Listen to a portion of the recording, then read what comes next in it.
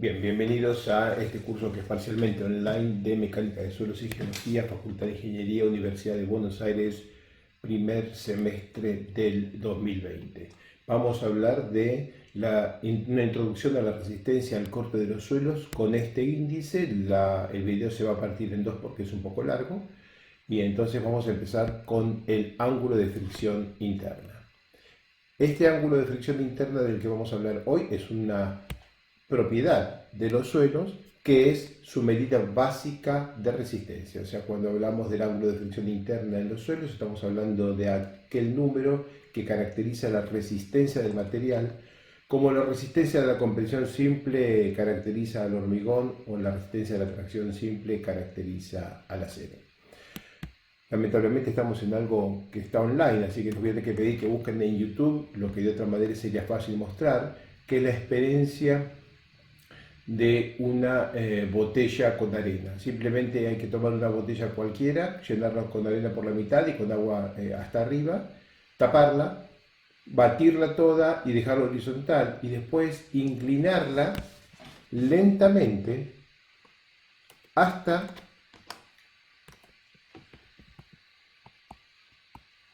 que uno ve que la arena que se inclina junto con la botella, y el agua queda por acá, por supuesto el agua queda horizontal, hasta que cuando uno inclina suficiente, la arena en vez de quedarse perpendicular, empieza a derrumbarse con un cierto ángulo. Y si uno inclina más y más la botella, y la pone así, el ángulo con el que se inclina la arena respecto de la botella, el agua ahora está por acá, el ángulo con el que se inclina la arena respecto de la, digamos, horizontal, es siempre el mismo. Este ángulo, una vez que empezó a derrumbarse la arena, es el mismo, siempre. Ese ángulo es una propiedad del material. Es el mismo ángulo que vemos en las dunas, que vemos en este dibujito de que está acá, esta foto, que corresponde a un balde de retroexcavadora, una retroexcavadora que hace un pozo, saca la tierra y la montó de un costado. Y esto es una forma hecha por el hombre. Y es un ángulo que también es muy parecido, ya chiquito en el borde de la foto se ve, a las formas naturales. ¿Por qué son así las cosas hechas con tierra? Las pilas de tierra. Son así porque esta es la forma natural que responde a el hecho de que los geomateriales como los suelos responden a la resistencia a través de un ángulo de fricción. Este ángulo de fricción varía con una cantidad de cosas que vamos a ver con detalle, pero básicamente empieza con un valor mínimo que es el ángulo de reposo que se ve aquí y que vamos a hablar más adelante de él como el ángulo de fricción interna a volumen constante. Empezamos con el primer ensayo para caracterizar a los suelos y determinar su ángulo de fricción interna, que es el ensayo de corte directo. Este es un esquema del equipo de ensayo en el que tienen que por el momento concentrar su atención en el cuadradito que acá que dice muestra de suelo. Entonces, esa muestra de suelo tiene abajo esta cosa, es una piedra porosa por la cual puede escapar el agua que hay dentro de la muestra o puede ingresar agua que hay fuera de la muestra en el alrededor, agua que haya aquí y aquí, puede entrar por este tubito, a través de la piedra porosa puede entrar a la muestra, pero no pueden pasar partículas de suelo. De manera que en esta muestra no puede escapar para arriba ni para abajo porque está la piedra porosa, ni puede escapar para los costados porque está un aro de acero.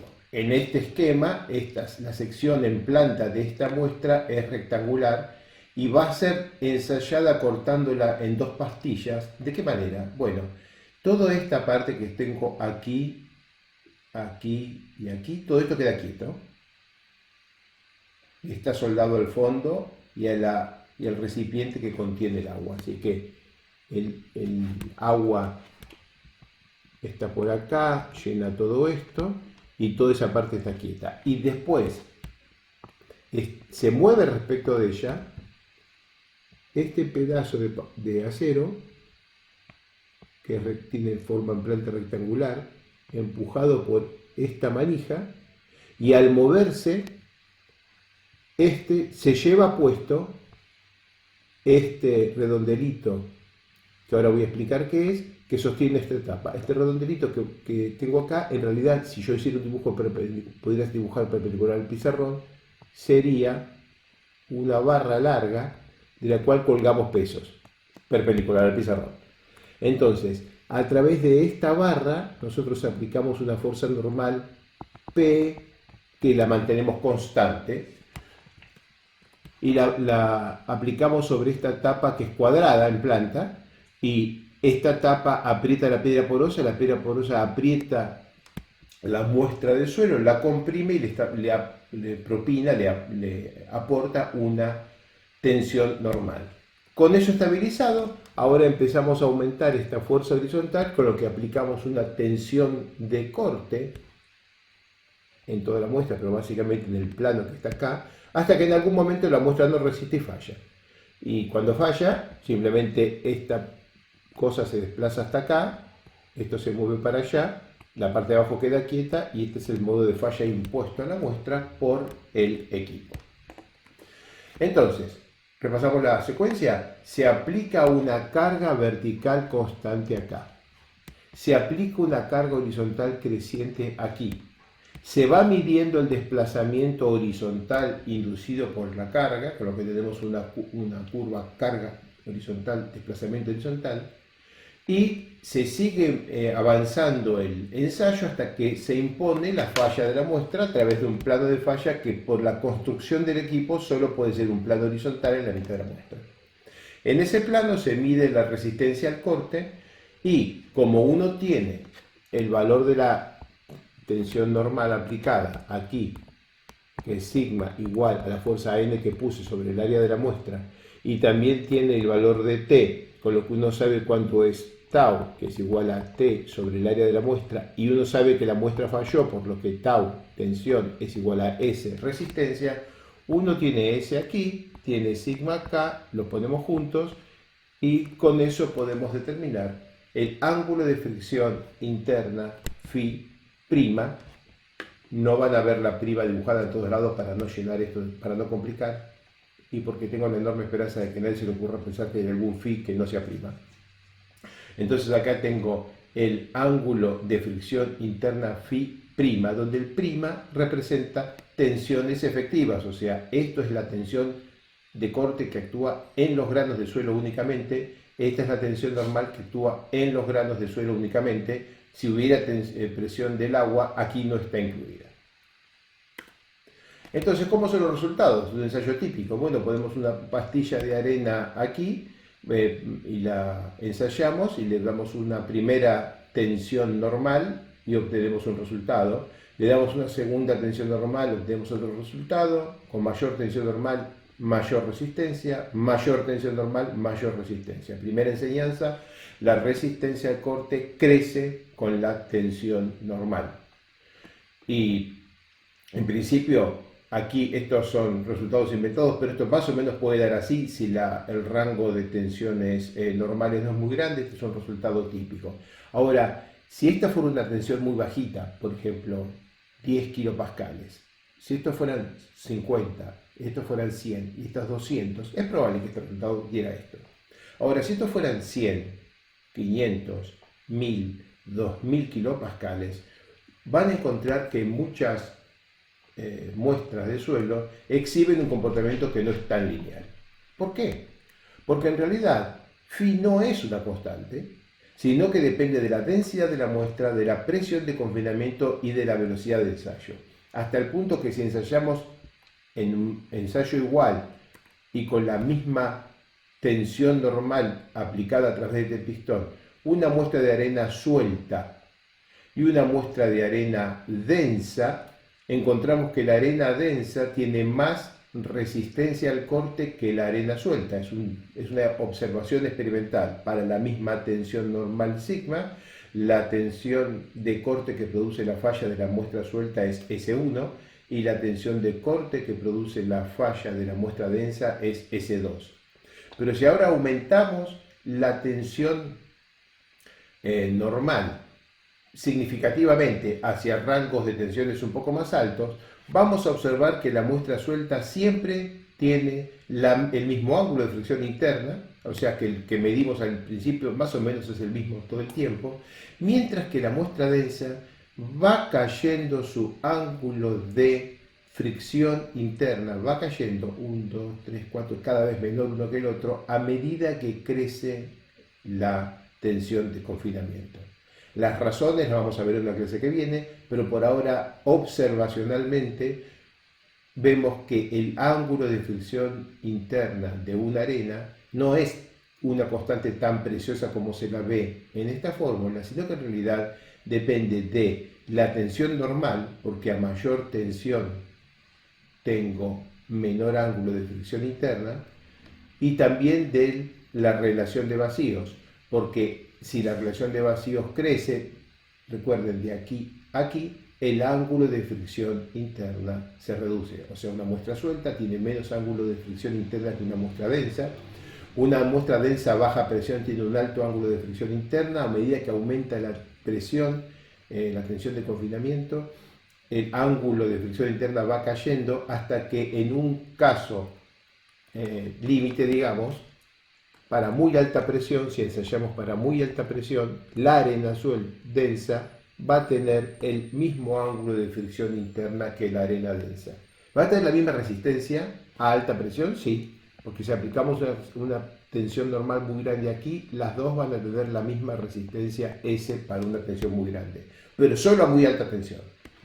Para bajas tensiones de confinamiento, que son las tensiones típicas de la ingeniería civil, la resistencia de una arena densa es siempre mayor que la resistencia de una arena suelta. Ahora necesito llevarles vuestra atención a este punto y este punto, que son los 4 resultados de ensayo de una muestra de arena.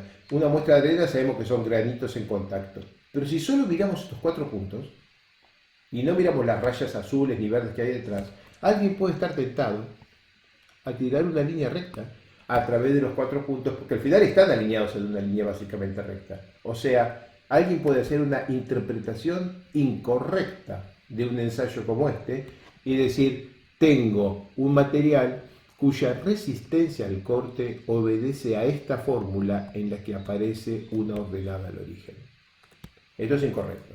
Sabemos que la muestra que estamos ensayando es una arena y sabemos que no tiene ninguna resistencia al corte cuando la tensión normal es 0. Lo sabe cualquiera, ¿no? Si ustedes toman un frasco de arena y le pasan el dedo por la superficie, producen una raya sin ningún problema. Mientras no haya confinamiento, no hay resistencia en el material, el comportamiento es casi el de un fluido. Así que no existe una resistencia al corte para tensión normal 0. Pero existe esta línea que está muy distorsionada, nunca es tan grande así el salto, pero bueno, existe esto y alguien puede tentarse de tirar esta línea y agregar acá este valor de C. Esto es incorrecto, pero es una interpretación que van a encontrar muy seguido en libros viejos, sobre todo cuando hablan de suelos en general. Entonces esto puede involucrar arenas y arcillas. Todo lo que estoy diciendo para arenas vale esencialmente para arcillas, excepto para el raro caso de las arcillas cementadas.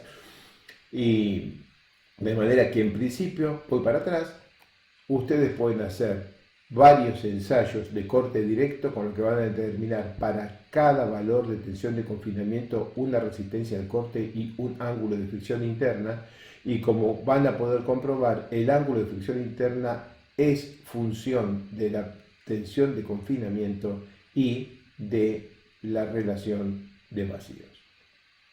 Y no es esta la interpretación de vuestro ensayo. Así que vamos ahora a avanzar hacia un ensayo un poquitito más complicado, un poquitito más útil, que es el que se usa en la práctica, que es el ensayo triaxial. A diferencia del ensayo de corte directo, donde la máquina impone el plano de falla a la muestra, en el ensayo triaxial tenemos más o menos las mismas condiciones de un ensayo de compresión simple de una muestra de hormigón o de un ensayo de tracción simple en una muestra de acero. Tenemos una pastilla que es una muestra cilíndrica de suelo a la cual por la construcción de la máquina le podemos imponer una tensión principal mayor vertical, que es la que va a producir la falla del material. Como este material no tiene ninguna resistencia, si no tiene confinamiento, entonces es necesario poner una fuerza, una tensión actuante en las paredes de la muestra que básicamente la mantenga en posición. Esta le decimos tensión de confinamiento, y a medida que progresa el ensayo es también la tensión principal menor. Pero claro, ¿con qué la vamos a poner? Imaginemos que llenemos todo esto con agua. Voy a cambiar de color a color agua. Entonces lleno todo esto con agua. Y a esta agua le pongo una presión sigma 3. El agua actúa en todos lados, también en la cabeza de la muestra, de manera que ahora toda la muestra está sometida a esta tensión sigma 3. Pero ¿por qué el agua no se mete dentro de la muestra? El agua entra a través de los poros. No entra porque toda esta superficie tiene una membrana de goma. O sea, aquí tengo la muestra de suelo, aquí dentro, con una membrana de goma afuera, un forro de goma, que separa del exterior. Y en el exterior, con un gas, aire o con agua, aplico una tensión que la voy a llamar tensión de confinamiento sigma sub C, y por la construcción de la máquina es también la tensión principal menor cuando aumente la fuerza aplicada a través de este pistón. Entonces recorramos la máquina rápidamente. Pero vamos a recorrerla con una foto. Aquí tenemos la máquina. Entonces esto es una máquina, vieja máquina del laboratorio de mecánica de suelos de la Facultad de Ingeniería. Tenemos otras más modernas, pero bueno, esta es linda. Y esta foto tiene un montón de cosas. Tiene acá atrás una muestra preparadita. Esto que también es un cilindro que tiene tierra adentro, que está forrado de goma afuera, tiene ya la piedra porosa puesta y la tapa puesta, y está aquí paradito. La pregunta de oro es: ¿por qué está acá paradito y no se cayó? Bueno, no se cayó porque a través de esta manguerita le podemos aplicar al interior de la goma, le podemos aplicar vacío, y al aplicarle vacío al interior de la goma es lo mismo que aplicar la presión atmosférica del lado de afuera. Trampitas. Bueno, pero bueno, la muestra va acá adentro, se pone aquí dentro de la máquina de ensayo. Presión exterior controlada a través del ingreso de aire a través de esta válvula. Esa es la presión exterior que va a provocar sigma 3 en la muestra de suelo. Y después tengo un pistón a través del cual puedo agregar una tensión normal que es igual a la carga que aplica en el pistón dividido por el área de la muestra. Y tengo una piedra porosa con una manguerita que me deja salir agua por aquí, y esta otra piedra porosa con un tubito labrado dentro de la base de la máquina que me deja salir agua por aquí. Y esta es mi máquina. Entonces, ¿qué voy a medir acá? Voy a medir una carga creciente en el pistón, y consecuentemente el pistón se va a ir hundiendo, un desplazamiento vertical axial en el pistón. Voy a medir la tensión sigma 3 aquí, que es la presión de cámara, y voy a medir, a medida que salga por aquí el agua, el cambio de volumen que sale, la suma de este más este claramente, el cambio de volumen, el volumen de agua que sale a medida que voy comprimiendo la muestra, como quien comprime una esponja. O si cierro estas válvulas y al colocar esta mayor carga produzco aquí una deformación de la muestra y estas válvulas están cerradas, capaz que lo que mido es un cambio en la presión del agua que hay dentro de la muestra. Afuera de la muestra la presión del agua o aire es constante, sigma 3.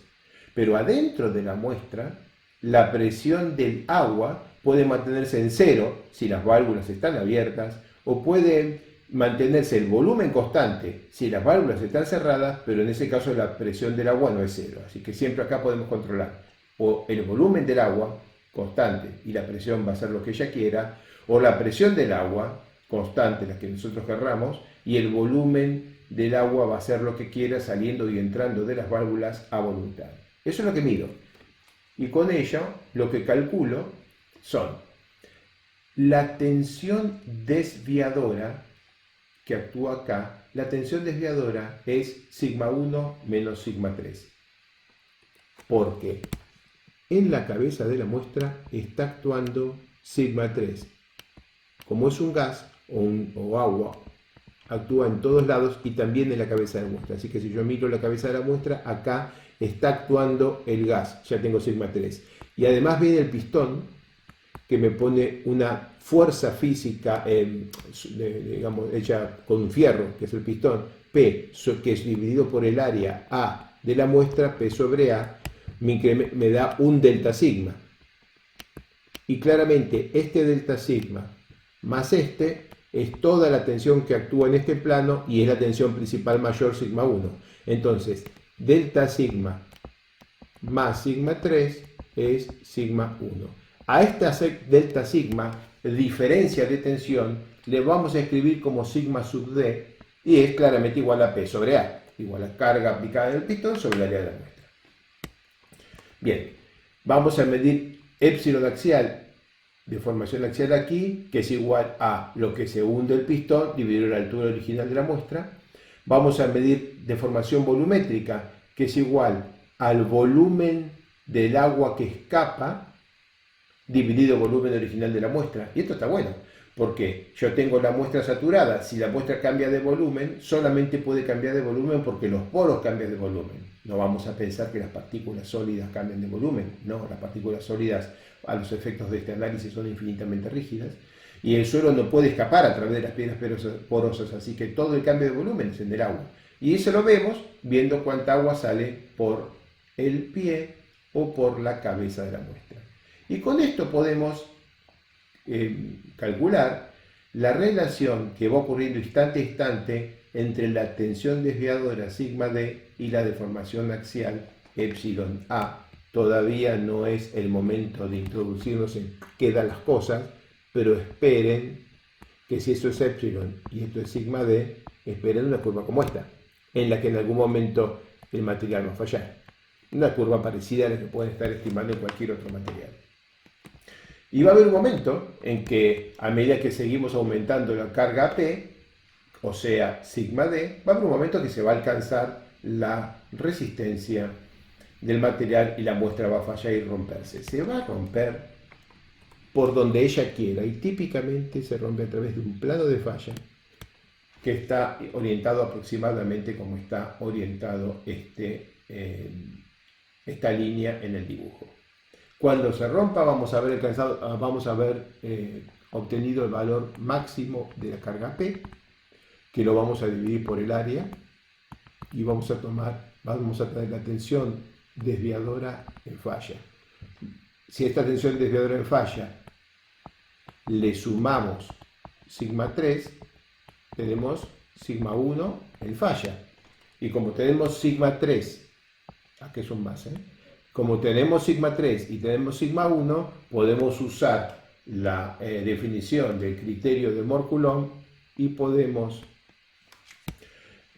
calcular el ángulo de fricción interna como aquel valor que entra en esta fórmula con sigma 1 conocido, sigma 3 conocido, el valor de NFI, o sea, 1 más seno de phi sobre 1 menos seno de phi se puede calcular y de aquí se saca phi, ángulo de fricción interna. Alternativamente, también se puede usar la expresión Q, que es igual a sigma D en la falla, sigma 1 menos sigma 3, igual a M por P, donde M es 6 seno de phi sobre 3 menos seno de phi, y P es la presión media de la muestra, que es, en este caso, P igual sigma 1 más sigma 2 más sigma 3 sobre 3, y en este caso del ensayo triaxial, sigma 2 es igual a sigma 3, así que P sigma 1 más 2 sigma 3 sobre 3, con cualquiera de las dos fórmulas, con esta o con esta, se determina el mismo valor del ángulo de fricción interna. Bien, terminamos esta primera parte que fue la introducción al ensayo de corte directo y ensayo triaxial y una introducción a la resistencia al corte de los suelos. Esta es la segunda mitad de la primera clase de introducción a la resistencia al corte de los suelos. Aquí vamos a describir 3 diferentes ensayos triaxiales,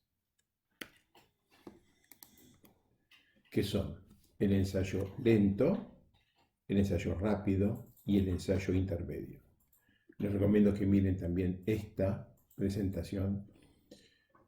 Ensayos de laboratorio avanzados para caracterizar arcillas envejecidas y rígidas. Este es un video muy bueno que aplica muy bien a los suelos de la ciudad de Buenos Aires.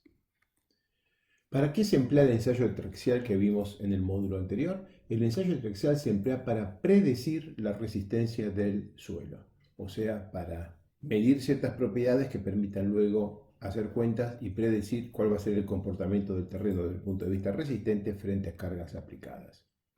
Como el suelo está formado por partículas sólidas, agua y aire, esta resistencia depende mucho de la velocidad de carga, porque de la velocidad de carga depende cuánta del agua y aire pueden escapar de la muestra durante el ensayo. Es algo muy parecido a lo que vimos en el concepto de compresión y consolidación de suelos.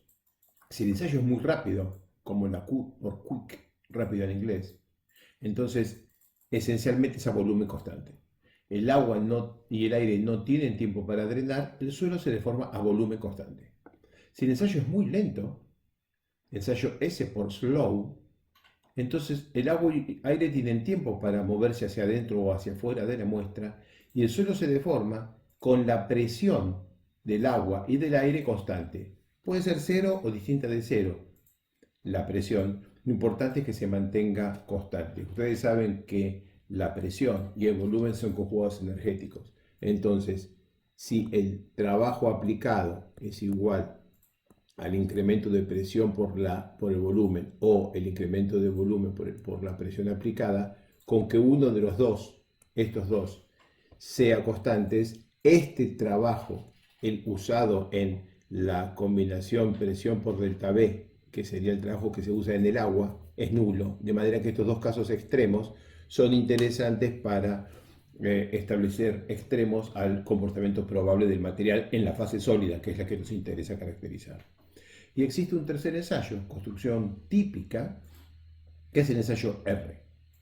R es, hay una primera parte de la carga que se hace lentamente y da tiempo a consolidar, y hay una segunda parte de la carga que se hace rápidamente y no da tiempo a drenar. Entonces, se llama R porque es la letra que está entre la S y la Q. R no significa otra cosa que la S y la Q tienen una única letra del medio, es la R. Esta R entonces representa lo que sería una carga típica. Uno construye un edificio lentamente, lo inaugura y produce la carga accidental rápidamente. Entonces, antes de ensayar cualquiera de las muestras que vamos a describir, primero llenémoslas de agua. Imaginemos que tenemos una muestra en la que ya la armamos en la cámara triaxial, pero está seca, por alguna razón está seca. Vamos ingresando agua, imaginen de abajo hacia arriba, lentamente expulsando todo el aire hasta que queda llena. Ahora está saturado. Saturado quiere decir que todos los vacíos están llenos de agua y que no hay aire en forma de burbujas aquí dentro. Todo lo que se va a ver en esta clase refiere a suelos que han sido saturados. Pero además, vamos a aplicar un incremento de tensión exterior, aumentando la presión en el gas que hay en la cámara alrededor de la muestra. Recuerden que la muestra tiene acá una pared impermeable de goma. Entonces, cuando aplicamos este incremento de presión exterior, si todas las paredes de goma están cerradas, entonces tenemos una especie de globo con piedritas adentro. Toda la presión exterior se convierte instantáneamente en presión del agua. Imaginen simplemente que estamos apretando un globo lleno de agua.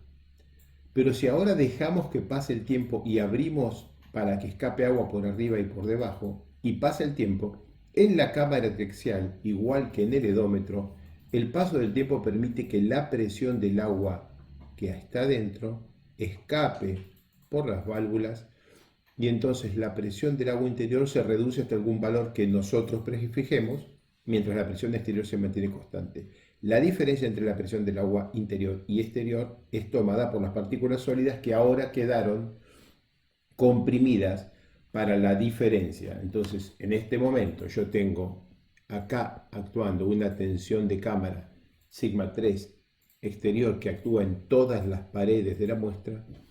En el interior tengo una presión de poros U, lo que quiere decir que las partículas tienen una presión efectiva sigma prima 3, que es igual a sigma 3 menos U. Y también actúa para arriba. Este es un estado de tensión isotrópica en el que sigma prima 1, sigma prima 2 y sigma prima 3 son todas iguales, igual a la tensión de cámara sigma 3, presión en el gas que está en la cámara, menos U, la presión de poros que nosotros decidimos que quede remanente dentro de la muestra. Así empezamos el ensayo. Imaginemos por simplicidad, para todo lo que sigue, que la presión de poros interior es 0. Entonces, empecemos con un ensayo S, un ensayo drenado. Entonces, cuando terminamos la consolidación isotrópica que acabo de describir y la presión interior del agua es 0, empieza un ensayo en el que la cosa empieza con la tensión de consolidación aplicada como presión de cámara afuera, sigma 3 igual a sigma 1, acá no hay tensiones de corte, la válvula está abierta. Este azul indica que el agua puede salir. Y empiezo con la presión de poros igual a 0, con las presiones efectivas, que siempre son totales menos poro, las tensiones efectivas son sigma prima 1 igual a sigma prima 3 igual a la tensión de cámara, la presión de cámara sigma 0. Voy aumentando la carga triaxial acá arriba, la carga axial con el pistón, y la muestra se va deformando. A medida que se va deformando, se deforma y esta pared se va ensanchando y la muestra se va cortando. Y en ese proceso, todo el tiempo el agua puede escapar porque el ensayo lo hacemos lentamente, de manera que todo el tiempo la presión del agua es prácticamente 0. Por lo tanto, todo el tiempo sigma prima 3 es siempre sigma prima en la de cámara, o sea, la tensión exterior de cámara, y sigma prima 1 es la tensión de cámara más la tensión aplicada con el pistón acá arriba. Total igual efectivo, porque presión del agua es igual a 0. ¿Y qué va a pasar en la rotura? En la rotura va a pasar que esta tensión va a crecer hasta que la muestra ya no pueda tomar más tensión. Si la curva tensión de formación se planche y esto se vaya comprimiendo. En ese momento sigue valiendo que la tensión efectiva principal mayor es igual a la tensión impuesta por la cámara, la presión del gas en la cámara, más la fuerza aplicada acá dividida por el área que está aplicada en la cabeza de la muestra. Es muy simple. Simplemente todo el tiempo la presión del agua fue 0. En este ensayo estoy arrancando el ensayo con sigma 3 igual sigma 1 igual sigma de cámara efectivas y voy aumentando, manteniendo sigma prima 3 constante, voy aumentando y voy haciendo crecer el círculo. Entonces el proceso es esencialmente así, crece, crece, crece hasta que toque falla. Y todo el tiempo la presión de cámara y la tensión efectiva principal menor son la misma cosa, mientras que la tensión desviadora va creciendo lentamente, produciendo que sigma 1 crezca hasta que en este punto se logra la tangencia y falló el material.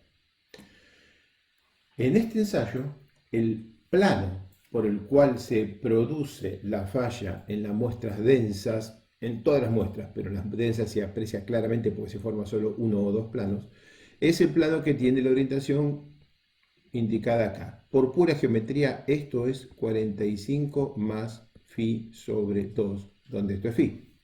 De manera que en las muestras ensayadas de esta manera, la inclinación del ángulo de falla respecto de la tensión principal menor es 45 más phi prima sobre 2.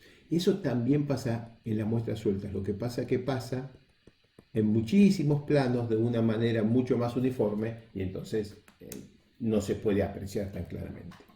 Bien, ahora hagamos el ensayo Q, rápido, no drenado.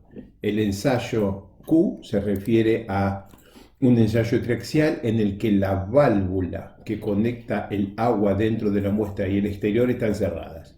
Imaginemos una muestra de arcilla, y ahora que es una muestra de arcilla, yo tengo la muestra acá, y se mantiene paradita sobre la superficie de la mesa. ¿Por qué se mantiene paradita si no tiene ninguna tensión efectiva que la mantenga en posición, siendo que la resistencia al corte debería ser cero, o sea, no debería sostener su peso propio? Bueno, si yo tomo aquí dos partículas de arcilla y las pongo grandes acá, lo que ocurre en una muestra saturada de arcilla que tiene vacíos de muy pequeño tamaño es que se forman meniscos en toda la superficie entre cada entre cada partícula así, y estos meniscos que se forman acá resultan en fuerzas capilares de tracción en el agua que a su vez se convierten en fuerzas equivalentes de compresión en las partículas, porque la sumatoria de las fuerzas azules y las coloradas es igual a cero porque la partícula está al aire, no tiene ninguna carga exterior. Entonces lo que ocurre cuando uno tiene una muestra de un suelo fino, paradita, y se la ve linda sobre la superficie de la mesa, que está en equilibrio, sin tensiones exteriores que la confinen, porque el agua está a tracción. Entonces, el agua está a tracción con un valor menor que cero, probablemente mayor que cero absoluto, pero menor que la presión atmosférica. Entonces se forman meniscos, el agua está a tracción. Válvulas cerradas, le pongo la membrana impermeable y ahora aplico una presión de cámara exterior. Esa presión de cámara exterior, imaginemos que valga 10 y que el agua esté a tracción en 1. Entonces la presión del agua ahora, que estaba en menos 1, va a ser más 9. Estaba en menos 1, le agrego 10, se pone en más 9. ¿Por qué digo le agrego 10? Porque al haber cerrado todos los escapes del agua y haber aplicado un incremento de presión de cámara, toda esa presión de cámara va al agua, o sea, se convierte en presión del agua de la misma manera que antes, porque esencialmente estás apretando un globo que está lleno de agua. Que está lleno de agua que ahora no empieza con presión cero, empieza con una presión menor que cero, pero no importa, imaginemos que empezara con una presión menos 1, le aplico 10, va en 9, tiene un valor mayor que 0. Y ese valor mayor que 0 aplica a la presión del agua. Entonces, ¿cuánto es la presión efectiva ahora en la muestra? Es interesante verlo. Cuando la presión exterior era 0, la presión del agua era, pongo un número, menos 1, y entonces la presión efectiva era un más 1, simplemente porque la suma tiene que dar 0, menos 1 que tengo aquí, más 1 igual 0. Al aplicar aquí abajo una presión total más 10, como toda va al agua, yo paso a tener 10 exterior, 9 en el agua, y el terreno, el suelo, sigue con más 1. Porque no puedo cambiar la presión efectiva del suelo si no le impongo un cambio de volumen al suelo. El suelo es un material elastoplástico. Para que pueda tener un cambio de presión tiene que tener un cambio de volumen, pero el cambio de volumen es imposible porque le he cerrado la válvula. Así que la muestra dentro de la cámara triaxial, dentro de la membrana impermeable y con una presión de cámara muy grande, igual tiene una presión efectiva que es la misma que tenía al comienzo. En esas condiciones voy incrementando la carga axial y esta carga axial ahora produce una deformación en la muestra, deformación que es a volumen constante.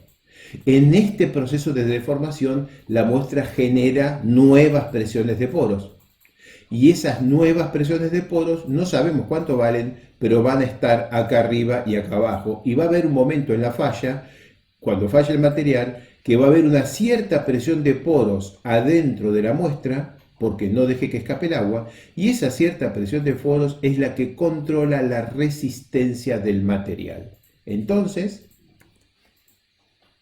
tenemos en el ensayo Q, rápido, no drenado, que partimos con una muestra que tiene una cierta tracción en el agua interior, le aplicamos una presión de confinamiento y la fallamos, así que empezamos con una cierta tracción en el agua, que aunque la tensión total exterior es cero, genera una tensión efectiva en la muestra, le aplicamos la etapa del confinamiento, le hemos cambiado sigma 3 total, que estaba en cero y va acá, pero sigma prima 3 queda igual.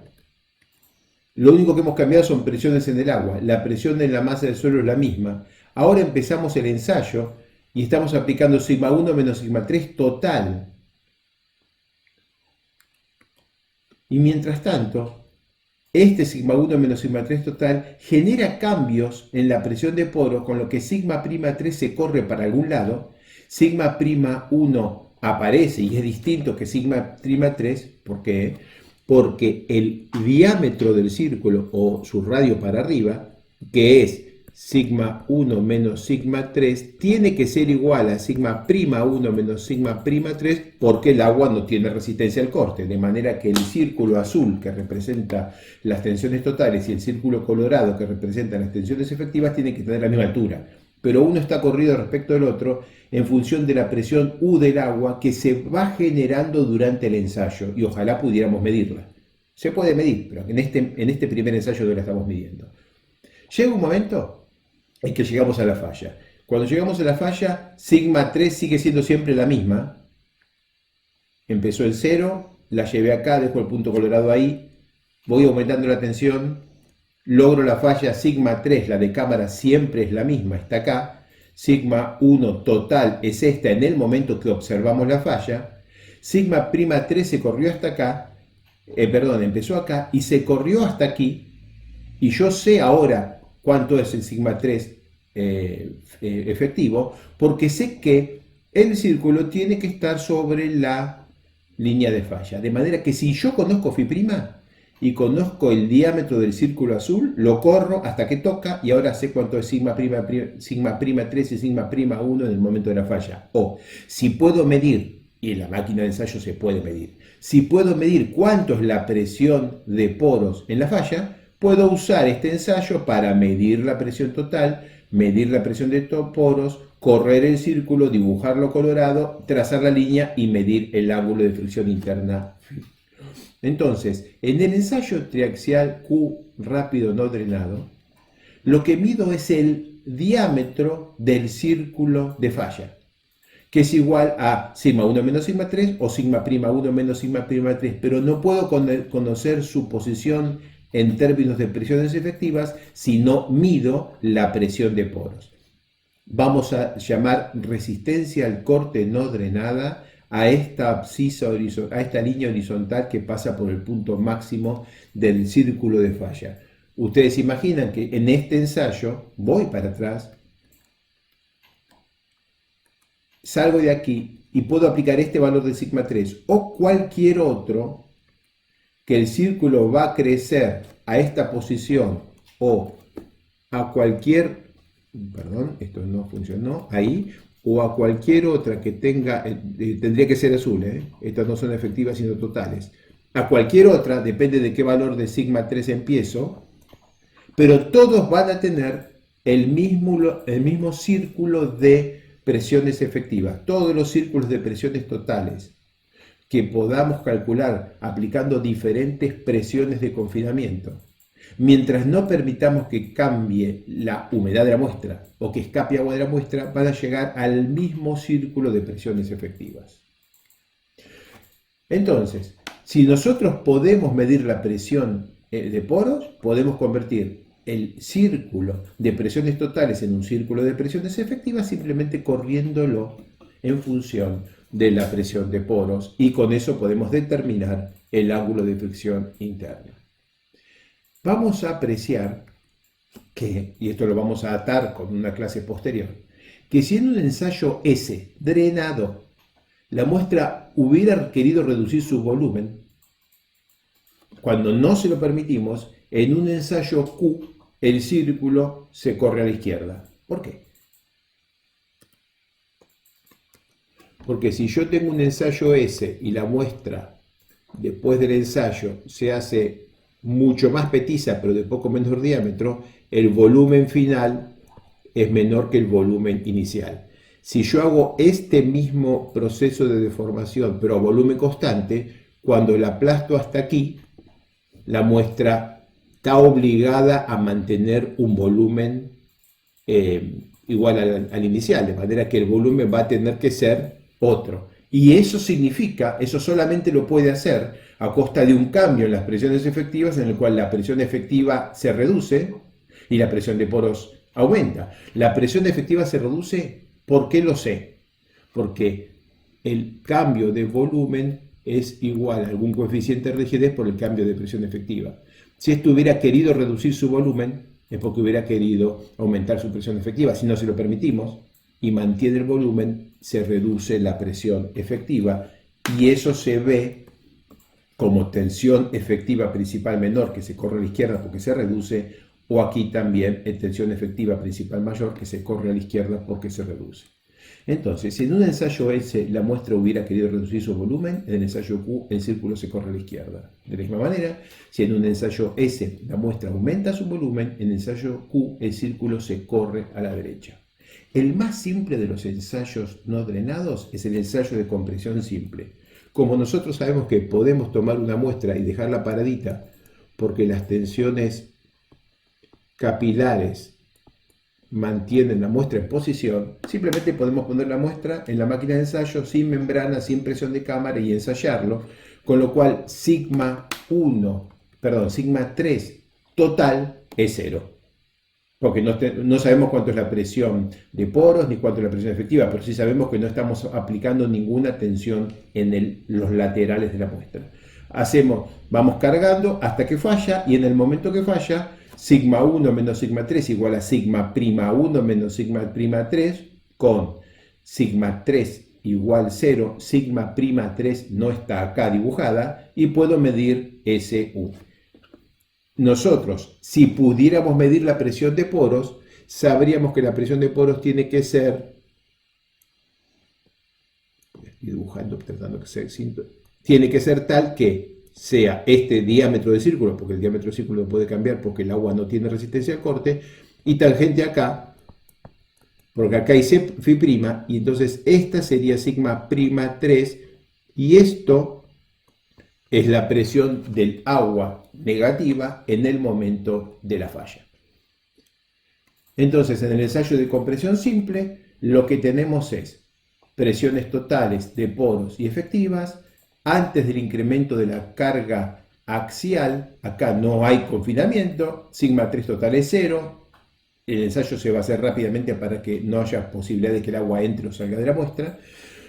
Hay una presión de poros capilar que mantiene la muestra en posición, de manera que la tensión efectiva principal mayor y menor será igual a menos la tensión capilar del agua. Durante el incremento se generan presiones neutras, no sabemos cuáles, pero sabemos que es menos que la atmosférica. ¿Por qué sabemos que es menos que la atmosférica? Porque la muestra está allí, si no se habría caído. Entonces, vamos a ir viendo cómo cambian las tensiones digamos, totales. No sabemos cuánto van variando las tensiones efectivas, pero sabemos que siempre vale que sigma prima 3 igual a menos U, donde U, ahora la presión de poros, ya no es la original, es otra, porque al deformarse a volumen constante, porque lo estoy deformando muy rápido, la muestra no puede dejar escapar agua ni absorber agua, entonces como cambia a volumen constante, la presión va a cambiar. Si el volumen está quieto, la presión cambia. Si la presión está quieta, el volumen cambia. Veamos eso en este gráfico. Estoy largando con sigma 3 igual 0 y lo voy a mantener en 0. Sigma prima 3 es un cierto valor que es igual a sigma 3 menos la tensión de tracción en el agua. En el momento del ensayo voy a tener acá sigma 1 menos sigma 3 es la falla y a esta va a ser SU, resistencia al corte no drenada. Este diámetro va a ser la resistencia a compresión simple y yo sé que el círculo en tensiones efectivas tiene que ser del mismo diámetro que este y tangente a este punto. Con lo que puedo calcular cuánto es la presión efectiva, tensión efectiva menor y mayor, en el momento de la falla. Noten que el valor de la tensión efectiva al inicio del ensayo, o sea, el de la presión capilar, no entra en este análisis. Una curva típica de un ensayo de tensión de formación es esta. Uno va cargando la muestra y observa que el material alcanza la falla. Si en este momento uno hace este ensayo con una presión de cámara 150 kilopascales, por ejemplo, y alcanza la falla aquí. Si en este momento uno descarga y cuando llega aquí cambia la tensión de cámara a 300 kPa, uno ha aumentado el confinamiento, así que uno tenía una muestra, le aplicaba 150 kPa en una primera etapa y se hizo esta curva agregando una carga axial. ¿De cuánto la carga axial? De, digamos, 55. Le agrego 55 acá, que se suman a los 150 kPa que actúan también en la cabeza de la muestra, llegando en total a sigma 1 205 kPa. Y bueno, la muestra estamos viendo que falla acá. ¿Qué hacemos en ese momento? Manteniendo los 150 kPa de tensión de confinamiento, descargamos hasta cero. En este momento cambiamos el 150 kPa y le ponemos 300 kPa. En todas las caras, 300 kPa. Y volvemos a ensayar.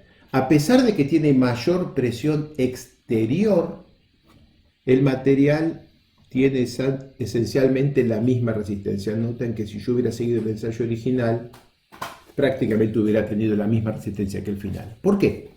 Porque el cambio en la tensión de cámara exterior, si no permito que escape o entre agua a la muestra, no se traduce en un cambio en las tensiones efectivas. Entonces la tensión efectiva principal es la misma en los dos ensayos, y aunque estoy haciendo dos ensayos distintos en términos de tensiones totales, es el mismo ensayo en términos de tensiones efectivas. El último de los tres ensayos triaxiales que vamos a tratar es el ensayo R, ensayo intermedio entre Q y S. En este ensayo se hace una consolidación isotrópica o anisotrópica. En este caso nos vamos a concentrar en la consolidación isotrópica. Primero, como en el ensayo trenado, después se cierran las válvulas y se aplica la carga desviatórica produciendo una falla no drenada. O sea, que cuando se aplica la tensión de consolidación sigma 3 igual a sigma 1 igual a la presión de cámara sigma C, se hace con válvulas abiertas, la presión del agua es cero, por lo que la presión efectiva es horizontal y vertical, son ambas iguales a la presión de cámara sigma sub C. Luego se cierra la válvula y se va aumentando la carga axial, manteniendo la tensión de cámara constante, pero como se producen presiones de poros, la tensión efectiva principal menor sigma prima 3, que acá está como una rayita, igual a sigma de cámara menos esta presión neutra, va cambiando. O sea, en el ensayo durante la etapa de consolidación, la tensión efectiva horizontal es constante, pero en la etapa en la que se aplica tensiones de corte con esta carga vertical, la tensión efectiva horizontal va cambiando en función de cómo va cambiando la presión neutra, hasta que en algún momento el material es incapaz de tomar más carga y se produce la falla, y en ese momento la presión del agua puede ser alguna determinada, mayor que cero en general, y de manera que la presión efectiva menor esta va a ser igual a la presión de cámara menos la tensión del agua. Mayor que cero si la muestra es razonablemente blanda, y puede ser menor que cero si la muestra es muy densa. Entonces, en este ensayo intermedio vamos a calcular un círculo de falla en tensiones totales que depende de la presión de consolidación. Voy para atrás, entonces en función de la presión de consolidación que pongamos en esta etapa antes de cerrar la válvula, vamos a lograr, voy para adelante, una cierta resistencia. Voy para atrás. Si pongo una presión de consolidación aquí más grande, por ejemplo, el primer escalón 100 kPa y en el segundo 200 kPa, el material se consolida, va a tener más presiones efectivas, y cuando lo ensaye no drenado va a tener más resistencia al corte. Lo que medimos en este ensayo entonces es cómo cambia la resistencia al corte no drenada en función de la tensión de consolidación que le apliquemos. Atención, no caigan en la tentación descalificante que los lleva al recuperatorio de tirar una línea por acá arriba. Esto no lo hagan. Bien, recordemos este ejemplo. Aquí tenemos un silo que se hizo en 1913, se construyó con hormigón lentamente. ¿Por qué? Porque se tarda en construir una cosa de estas con hormigón. Se tarda 1 año o 2 en terminar esta obra. En ese año o 2, el agua tuvo tiempo de escapar de los poros de la arcilla que había debajo de esta cosa. Voy para atrás. El agua tuvo tiempo de escapar. La construcción del silo fue una trayectoria drenada, o sea, como si fuera con válvulas abiertas, y aunque el silo aplicó tensiones de corte, lo hizo como si fuera drenado. Pero después llegó el barco, imaginemos con soja, y quiso cargar con soja esto en una tarde. En una tarde significa que se cargó tan rápidamente que el agua no tuvo tiempo de salir, con lo cual la resistencia que pudo desarrollar la arcilla fue puramente no drenada. En esta filmina, entonces, lo que se hizo es tener esta condición inicial antes de construir el silo, y después se construyó el silo lentamente, con lo que se aumentó la tensión de consolidación de la arcilla al peso del silo vacío. Pero con el peso del silo vacío colocado se aumentó rápidamente la tensión de corte al llenarlo de grano. Eso fue no drenado y el suelo desarrolló toda la resistencia que pudo, pero no alcanzó. ¿Qué se podría haber hecho para que esto funcione mejor? Bueno, voy para atrás. Se podría haber construido el silo, cargado el silo por la mitad, esperado que este material drene, o sea que escape y que se reduzcan las presiones neutras, y después ya tendríamos más resistencia al corte para terminar la carga del silo. Entonces, ¿cómo podemos resolver el problema de este silo? Medimos la resistencia al corte no drenada SU para distintos valores de la tensión efectiva de consolidación sigma 3 colorada.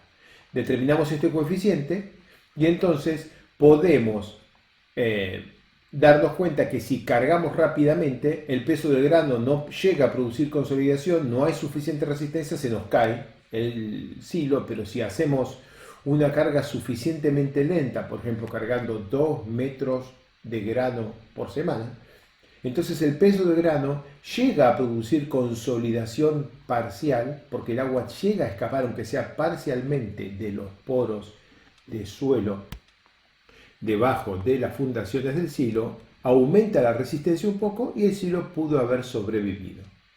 Les recuerdo, para que no vayamos a cometer este error, este círculo tiene una presión de cámara de consolidación antes de cerrar válvulas, este otro tiene una presión de cámara de consolidación antes de cerrar válvulas. Para este uno mide una resistencia al corte no drenada en términos de presiones totales, y para este uno mide una resistencia al corte no drenada en términos de presiones totales.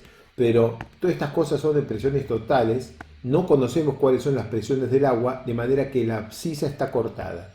Si la abscisa está cortada, ¿qué quiere decir? Que la posición de este círculo en términos de tensiones efectivas quizás esté acá, y la posición del segundo círculo en términos de tensiones efectivas quizás esté, necesito que tenga el mismo diámetro, acá. Si lo dibujamos en términos de tensiones efectivas, es posible que tracemos una línea que una a los dos círculos en tensiones efectivas, pero en tensiones totales no.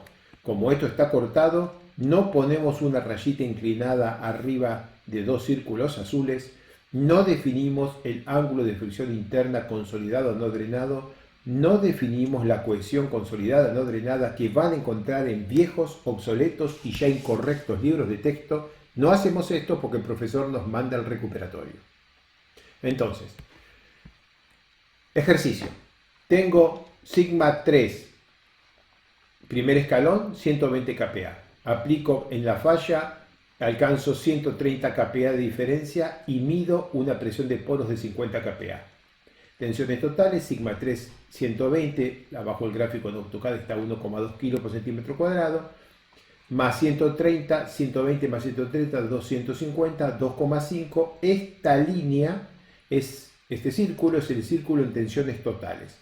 Como mido la presión de poros con un instrumento, puedo descontarla y como tiene 50, el 250 se convierte en 200, el 120 se convierte en 70 y el círculo colorado, que tiene el mismo diámetro y por lo tanto la misma altura que el círculo negro, es para el primer escalón el círculo de falla en tensiones efectivas. Vamos al segundo. En el segundo tengo 430 kilopascales aquí, 320 kilopascales más 430 más 320 me voy por aquí y tengo una presión neutra de 250 kilopascales.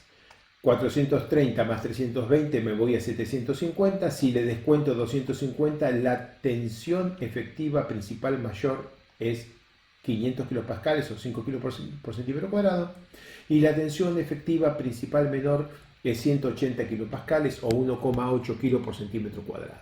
Círculo rojo, en presiones efectivas. ¿Por qué lo puedo dibujar? Porque medí la presión de poros en la falla.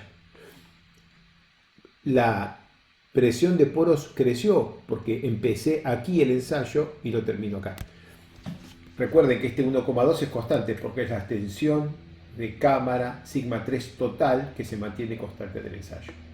Ahora que medí las presiones efectivas y tengo dos círculos colorados, puedo tirar una línea por encima y puedo ver que la pendiente de esta línea me da un ángulo de fricción interna efectiva de 28 grados. Tentado, porque estoy tirando líneas, puedo tentarme y tirar una línea entre este círculo negro y este otro, con lo que puedo definir una cohesión no drenada de, no sé si 0,22 kilos por centímetro cuadrado o 22 kilopascales y un ángulo de fricción interna consolidado no drenado de 14 grados, que es la pendiente de esto. Y nos preguntamos, ¿qué significa este 14 grados? Y la respuesta que tienen que dar para poder pasar el examen es decir, no significa nada. Este número no existe, es un viejo error de la mecánica de suelos tradicional que está en la mayoría de los libros en español, así que a todos los invito a que lean las clases y escuchen este video para no exponerse a malos momentos durante el examen.